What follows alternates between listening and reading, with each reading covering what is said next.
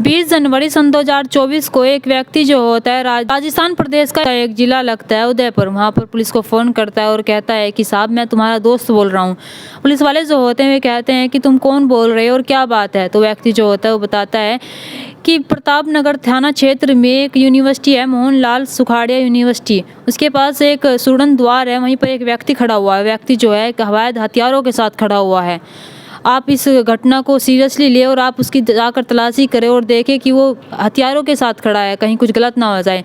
Police वालों को इतना सुनते ही पुलिस वाले जो होते हैं उससे पूछते हैं कि तुम कौन बोल रहे हो, लेकिन वो उधर से नहीं बोलता। पुलिस वाले जो होते हैं अब उसकी बातों को सीरियस लेते हैं और सीरियस लेने के बाद वे उसी व्यक्ति के पास पहुंच जाते हैं। उस व्यक्ति के पास पहुंचने के बाद वे उससे पूछते हैं कि तुम्हारा नाम क्या है। तो बताता है कि साहब मेरा नाम राहुल राज चतुर्वेदी है। और तुम कौन हो? तो बताता है कि मैं हनुमान मंदिर का पुजारी हूँ। पुलिस वाले जब उसकी बात सुनते हैं तो पुलिस वाले जो होते हैं सोचने लगते हैं कि उन्हें जो खबर मिली है वो झूठी मिली है, शायद किसी ने मस्ती में फ़ोन किया है। तो वे सोचने लगते हैं कि ये तो एक पुजारी है, आखिरकार इसके पास अवैध हथियार कहाँ होंगे। लेकिन पुलिस वालों को ये केस सीरियसली लेना था, उसकी बातें जो होती सीरियसली लेनी थी, क्योंकि वो व्यक्ति जो होता है वहाँ पर खड़ा हुआ था। पुलिस वाले जो होते हैं जब उसकी तलाशी लेने लगते हैं, तो उसमें वाकई में उसके पास एक पिस्टल पाई जाती है। तो पुलिस वाले जो होते हैं उसे गिरफ्तार कर लेते हैं और कहते हैं कि तुम्हारे पास ये पिस्टल कहाँ से आई। अब जैसे भी थाने पहुँचते हैं तभी उस व्यक्ति का फिर से फ़ोन आता है। तो व्यक्ति जो होता है वो कहता है कि साहब क्या आपको उसके पास हथियार मिला? तो पुलिस वाले जो होते हैं वे कहते हैं कि हाँ मिला है उसके पास हथियार, लेकिन तुम कैसे जानते हो और इसके पास हथियार कैसे आया है? तो व्यक्ति जो होता है उधर से वो कहता है कि साहब ठीक है, मैंने आपको इतना बता दिया, अब आगे की जानकारी आप खुद ले सकते हैं। और हाँ, इन महाराज जी से ये भी पूछना कि इनकी एक गर्लफ्रेंड थी, वो कुछ दिनों से दिखाई नहीं दे रही है, आखिरकार उनकी गर्लफ्रेंड है तो है कहाँ पर, एक बार ये भी पूछना। पुलिस वाले जब इसकी बात सुनते हैं तो पुलिस वाले सोचने लगते हैं कि इसकी जो हथियार वाली बात थी वो इसके पास पाए गए थे। और भी उसकी गर्लफ्रेंड के बारे में पूछने लगते हैं, यानी कि राहुल राज चतुर्वेदी से वे उसकी गर्लफ्रेंड के बारे में पूछते हैं और कहते हैं कि तुम्हारी एक गर्लफ्रेंड है और तुम्हारे साथ नहीं दिखाई दे रही है और तुमने उसके साथ क्या किया है।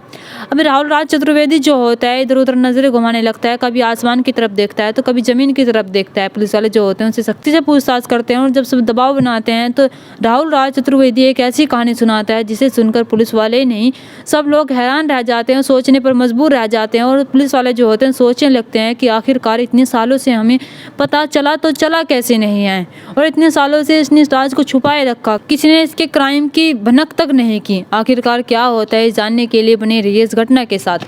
नमस्कार, आदाब, सत श्री अकाल, हर हर महादेव। मेरा नाम रूपा है। राजस्थान प्रदेश का एक जिला लगता है उदयपुर और यहीं का एक इलाका लगता है दिल्ली, और इसी इलाके में एक मंदिर आता है हनुमान मंदिर। इसी मंदिर में एक पुजारी रहता था। ये दिन होता है 29 जुलाई सन 2019 का। ये दिन जो होता है बहुत ही पावन होता है, यानी कि उस दिन जो होता है शिवरात्रि होती है, शिवरात्रि का पर्व होता है। तब उस मंदिर में से एक पुजारी निकल रहा होता है। पुजारी जो होता है जब बाहर निकल रहा होता है तो वहाँ पर एक महिला खड़ी हुई होती है। वो महिला जो होती है पुजारी को देखकर रोने लगती है। जब रोने लगती है तो पुजारी जो होता है उसे जाकर पूछता है और कहता है कि क्या हुआ आपके साथ और आप रो क्यों रही है। तो महिला जो होती है वो कहती है कि मैंने और मेरे 2 बच्चों ने कल से कुछ खाया नहीं है। उसके साथ जो होते हैं 2 बच्चे भी होते हैं। कहती है 2 दिन से कुछ नहीं खाया और मुझे बहुत भूख लग रही है, मेरे बच्चों को भी बहुत भूख लग रही है। अगर आप कुछ खाने के लिए दे सकते हैं तो मुझे खाने के लिए दे दीजिए। पुजारी जो होता है मंदिर के अंदर जाता है। मंदिर के अंदर जाने के बाद वो कुछ खाने के लिए लेकर आता है, कुछ मिठाइयाँ लेकर आता है। वो कहता है कि खा लीजिए। अभी उस मिठाई को उस खाने को जब खा रहे होते हैं तो ऐसा लग रहा था कि आज से पहले उन्होंने ऐसा खाया नहीं है या फिर उन्होंने कई दिनों से कुछ नहीं खाया है। पुजारी जो होता है सब चीज़ देख रहा होता है। जब पुजारी ये सब चीज़ खड़ा होकर देख रहा होता है तो जब वे खा लेते हैं तो पुजारी जो होता है उनसे पूछता है कि तुम यहाँ क्या कर रही हो और तुमने क्यों 2 दिन से कुछ नहीं खा और तुम कहाँ पर रहने वाली हो और तुम्हारा नाम क्या है। वो बताती है झाड़ुल के पास एक धान मंडी है, वहीं पर मैं रहती हूँ और मेरा नाम जो है भानु प्रिया और उसकी उम्र जो होती है 25 साल होती है। अब इधर पुजारी जो होता है वो कहता है कि तुम यहाँ पर क्या कर रही है। तो बताती है कि मेरे पति से मेरा झगड़ा हो गया है, इसलिए मैं गुस्से में घर छोड़कर आ गई हूँ और अब मैं सोच रही हूँ कि मैं कहाँ पर जाऊँ और कहाँ पर मैं आशियाना ढूंढूँ अपना। वो पुजारी जो होता है वो कहता है कि ठीक है, मैं आज के लिए तुम्हें अपने पास रोक सकता हूँ। वो पुजारी जो होता है उसको और उसकी 2 बच्चों को अपने किराए के कमरे पर ले जाता है। किराए के कमरे पर ले जाने के बाद वहाँ पर उन्हें रोकता है और रोकने के बाद ये जो महिला होती है और उसकी 2 बच्चियाँ होती है, यानी कि भानु प्रिया होती है और 2 बच्चे होते हैं, फिर अब से अपने पति के पास चली जाती है। लेकिन जब इसके पति इसके साथ इसका झगड़ा होया करता था तब ये पुजारी के पास आ जाया करती थी। तब पुजारी के पास अपना दर्द आकर बांटने लगी थी। पुजारी का जो नाम होता है वो राहुल राज चतुर्वेदी होता है। अब जैसे इसके साथ अपना दर्द बांटती थी तो उसे अच्छा लगता था, यानी कि उसका दर्द जो होता था हल्का होता था। वो सोचने लगती है कि मैं पुजारी के साथ यानी कि राहुल के साथ अपना दर्द बांटती हूँ तो मुझे बहुत अच्छा लगता है। अब जैसे ये बार बार आकर इससे मिलती थी तो इनके बीच दोस्ती हो जाती है। दोस्ती से बढ़कर इनके बीच जो नज़दीकियाँ होती है वो बढ़ने लगती हैं। जब नज़दीकियाँ बढ़ने लगती है तो जो भानुप्रिया होती है इसे पुजारी के साथ रहना अच्छा लगने लगता है। इसे अपने पति के साथ अच्छा नहीं लगता है। इसका पति जो होता है पहले से इसे तंग रखता था, यानी कि इसका पति जो होता है पहले से इसे परेशान करता था, पहले से इसके साथ लड़ाई झगड़े किया करता था। ऐसे में जब इसका साथ एक पुजारी रहता है तो पुजारी से इसे प्यार हो जाता है। जब प्यार हो जाता है तो ये पुजारी के साथ रहने का डिसीजन ले लेती है। तभी एक दिन ये अपने पति को छोड़ देती है और कहती है कि मुझे तुम्हारे साथ नहीं रहना। इसका पति जो होता है वो कहता है कि तुम्हें जहाँ जाना हो तुम जा सकती हो, लेकिन जो मेरे 2 बच्चे हैं मैं इन्हें कहीं नहीं जाने दूंगा, मैं तुम्हारे साथ इन्हें नहीं जाने दूंगा। हाँ, तुम जहाँ जाना चाहो, जिसके साथ रहना चाहो तुम रह सकती हो और जा सकती हो। वो अपने 2 बच्चों को उनके साथ नहीं भेजता, यानी कि भानुप्रिया के साथ नहीं भेजता। वो अपने 2 बच्चों को अपने पास रख लेता और कहता है कि तुम जा सकती हो। भानुप्रिया जो होती है पुजारी के पास आ जाती है। पुजारी जो होता है उसे अपने पास रख लेता है क्योंकि इन दोनों के बीच संबंध बन चुके थे। शारीरिक संबंध बनने के बाद ये दोनों जो होते हैं सोचने लगते हैं कि हम दोनों को एक साथ रहना चाहिए। ये दोनों जो होते हैं एक दूसरे से इतना प्यार करने लगते हैं कि ये दोनों एक दूसरे के बिना रह ही नहीं सकते थे। अब ये भानुप्रिया जो होती है अपने पति को छोड़कर जब इसके पास आती है, भानुप्रिया के जो घर वाले होते हैं उनसे इसका रिश्ता नाता टूट जाता है। लेकिन इसकी एक बहन होती है, उसे कभी कदाक उसके पास कॉल कर लिया करती थी। इसकी बहन जो होती है एक दिन इसके पास कॉल करती है भानुप्रिया के पास और उससे कहती है कि बहन एक बात बता, तूने अपने पति को छोड़ दिया, तूने अपने 2 बच्चों को छोड़ दिया, चलो पति की ना सही तुझे अपने 2 बच्चों की तो याद आती होगी, और तुम कहाँ रह रही हो और तुम किसके साथ रह रही हो, कुछ तो बताओ। भानुप्रिया जो होती है इधर से जवाब देती है और कहती है कि तुम्हें मेरे बारे में जानने का कोई अधिकार नहीं है और तुम मेरे काम में कोई टांग ना अड़ाओ। मुझे जहाँ रहना है मैं वहाँ रहना चाहूँगी, जहाँ मैं खुश रहूँगी वहाँ रहूँगी, और तुम्हें कोई ज़रूरत नहीं है मेरे बारे में जानने की। जब उसकी बहन ये बात सुनती है तो उसकी बहन जो होती है वो भी इसके पास फ़ोन करना बंद कर देती है और कहती है कि तुम बड़ी ही बदतमीज़ हो और तुम्हारा ना जाने क्या होगा। अब भानुप्रिया जो होती है अपने पति से रिश्ता तोड़ देती है, अपनी बहन से रिश्ता तोड़ देती है और पहले से उसके घर वालों से इसका रिश्ता टूटा हुआ होता है। अब इधर इसके साथ रहने लगती है, यानी कि राहुल राज चतुर्वेदी के साथ रहने लगती है। अब ये दोनों एक साथ रहने लगते हैं। दोनों जो होते हैं जब एक साथ रहने लगते हैं तो दोनों जो रहते हैं एक साथ पहले तो आराम से रहते हैं और सही से रहते हैं। अब दिन जब गुजरते चले जाते हैं तो ये राहुल राज चतुर्वेदी जो होता है इसके साथ ऐसे ही करने लगता है जैसे इसके पति क्या करता था। अब ये इधर से भानुप्रिया जो होती है इसके साथ दिन रात लड़ाइयाँ करती थी। अब ये दोनों जो होते हैं एक दूसरे से लड़ाइयाँ क्या करते थे, कभी कभी एक दूसरे पर हाथ भी उठा दिया करते थे। लेकिन एक दिन लड़ाई जो होती है इस हद तक बढ़ जाती है कि भानु जो होती है इस पर हाथ उठा देती है और ज़्यादा मार देती है। तभी राहुल राज चतुर्वेदी को गुस्सा आ जाता है। गुस्सा आने के बाद इसका गला दबा देता है और गला जब तक दबाए रखता है जब तक इसके प्राण नहीं निकल जाते।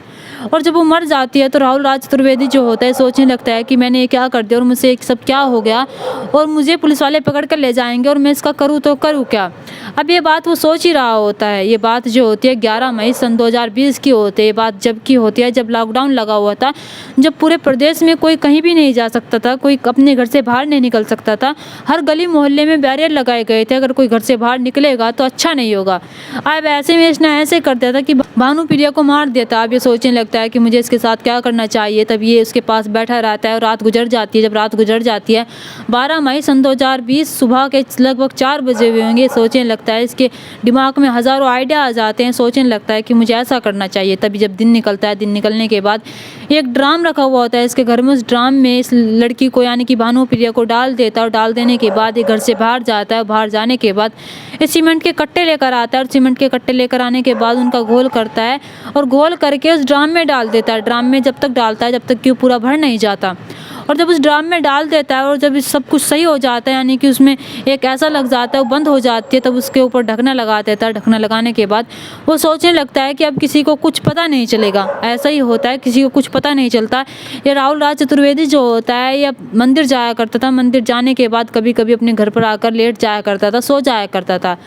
अब महीने नहीं, महीने से साल गुजर जाते हैं। जब 2 साल गुजर जाते हैं, जब 2 साल गुजर जाते हैं तभी इसके घर से बदबू आने लगती है। जब बदबू आने लगती है, इसका जो मकान मालिक होता है सत्यनारायण, वो ऊपर आता है। ऊपर आने के बाद वो कहता है कि भाई राहुल राज चतुर्वेदी महाराज, तेरे घर से बहुत बदबू आ रही है। बदबू आ तो आ क्यों रही है? राहुल राज चतुर्वेदी जो होता है वो कहता है कि पता नहीं, वो चारों तरफ देखता है, वो जानता था वो बदबू उस ड्रम में से आ रही थी, क्योंकि उस ड्रम में 1 साल हो चुका था, उस ड्रम में एक भक्कुल हो चुका था, उसमें से थोड़ा सा स्राव हो रहा था, यानी कि उसमें से थोड़ा जब स्राव हो रहा था, पानी की बूंदें सी टपक रही थी, तो उसमें इतनी गंदी बदबू मार रही थी, बहुत गंदी बदबू मार रही थी। लेकिन वो बाहर आकर सत्यनारायण से कहता है कि पता नहीं ये बदबू कहाँ से मार रही है, लेकिन वो जानता था कि ये बात छिपाई नहीं जा सकती। वो सत्यनारायण को सब कुछ सच सच बता देता है और वो बताता है कि कैसे उसने 2 साल पहले भानुप्रिया को मारा था और कैसे कैसे उससे सब कुछ हो गया था। वो ऐसा करना नहीं चाहता था लेकिन उससे हो गया, और मुझे क्या करना चाहिए। सत्यनारायण जो होता है जब उसकी बात सुनता है तो वो कहता है कि ठीक है, इसे जला दो ड्राम को। वे दोनों ड्राम को जला देते हैं। जला देने के बाद जब वो ड्राम जल जाता है, जल जाने के बाद जो वो सीमेंट होता है उसका चूरा चूरा कर लेते हैं। चूरा चूरा कर लेने के बाद इसे एक थैले में भर लेता है। थैले में भरने के बाद वो एक नदी के पास जाता है और उसे बहा देता है। यानी कि अब तक भानुप्रिया के जो अंश थे, यानी कि थोड़ा सा बचा हुआ था, उसके शरीर का हिस्सा बचा हुआ था, वो भी अब बचता नहीं है, वो भी उसे पानी में बहा देता है। अब किसी को कुछ पता नहीं चलता। अब दिन ऐसे ही गुजरते चले जाते हैं। दिन जब ऐसे ही गुजरते चले जाते हैं तो 3 साल बीत जाते हैं। 3 साल बाद एक मुखबिर जो होता है पुलिस वालों को फ़ोन करता है। पुलिस वालों को ये सब कुछ बताता है और बताता है कि इसके पास अवैध हथियार है, और अवैध हथियार के साथ साथ वो ये भी बताता है कि इससे इसकी गर्लफ्रेंड के बारे में पूछे, क्योंकि इसकी गर्लफ्रेंड कई अरसों से दिखाई नहीं दे रही। इसकी गर्लफ्रेंड के साथ हुआ तो हुआ क्या। उस मुखबिर के बारे में तो पता नहीं कि ये सूचना किसने दी थी, लेकिन वो जब पुलिस वाले इसकी कहानी सुनते हैं, सोचते हैं, सोचने पर मजबूर हो जाते हैं कि आखिरकार इस व्यक्ति के मन में इतना सब आया तो आया कहाँ से। एक मंदिर का पुजारी इतना सब कैसे कर सकता है। वे जब उस हथियार के बारे में पूछते हैं कि तुम इसके साथ क्या करने वाले थे, तब तुम किसको मारने वाले थे, तो बताता है कि मैं इसके साथ कुछ नहीं करने वाला था और मैं किसी को नहीं मारने वाला था। आज से 5 साल पहले कोई व्यक्ति मुझे देकर गया था और पता नहीं वो मुझे क्यों देकर गया था। अब मैं इसे कभी कभी अपने पास रख कर घूम लिया करता था, लेकिन मुझे किसी को नुकसान पहुँचाने का बिल्कुल भी इरादा नहीं था इससे। अब पुलिस वाले जो होते हैं उसकी सारी बातें सुनने के बाद वे भी सोचने पर मजबूर हो जाते हैं कि इसने एक भानुप्रिया लड़की के साथ ये सब कैसे किया। अब इधर ही भानुप्रिया जो होती है अपने पति को छोड़कर, अपने बच्चों को छोड़कर, वे एक ऐसे इंसान पर भरोसा करती है जो बिल्कुल अनजान होता है। वो भी इसके साथ ऐसा ही करने लगता है, यानी कि इन दोनों के साथ मारपीट होने लगती है। जब मारपीट होने लगती है तो गुस्सा आ जाता है और उसे मार देता है। यहाँ इसके पति ने इसकी जान नहीं ली थी, लेकिन पुजारी जो होता है इसकी जान ले लेता है। इधर इसके जो घरवाले होते हैं इससे दूरिया कर लेते हैं। इसकी बहन जो होती है जब कभी कदार फ़ोन कर लिया करती थी, भानुप्रिया के इस बर्ताव से वो फ़ोन भी नहीं करती थी। अब यहाँ पर भानुप्रिया जो होती है सही करती है, गलत करती है। क्या इसने अपने पति को छोड़कर सही किया था, गलत किया था? कैसे अपने 2 बच्चों को छोड़ना चाहिए था? कैसे अपने पति को छोड़ना चाहिए था? कैसे अपने पति के साथ नहीं रहना चाहिए था? आखिरकार भानुप्रिया ने सही किया था या गलत किया था, ये जरूर बताइएगा। और पुजारी ने भानुप्रिया के साथ सही किया या गलत किया, ये जरूर बताइएगा। पुजारी ने भानुप्रिया के साथ बिल्कुल भी सही नहीं किया था। पुजारी ने भानुप्रिया के साथ बहुत गलत किया था। दोस्तों, घटना को सुनाने का मकसद मेरा आपका दिल दुखाना नहीं था, आपको परेशान करना नहीं था, आपको घटना के बारे में बताना था, आपको सचेत करना था। आप अपने परिवार के साथ खुश रहिए। नमस्कार।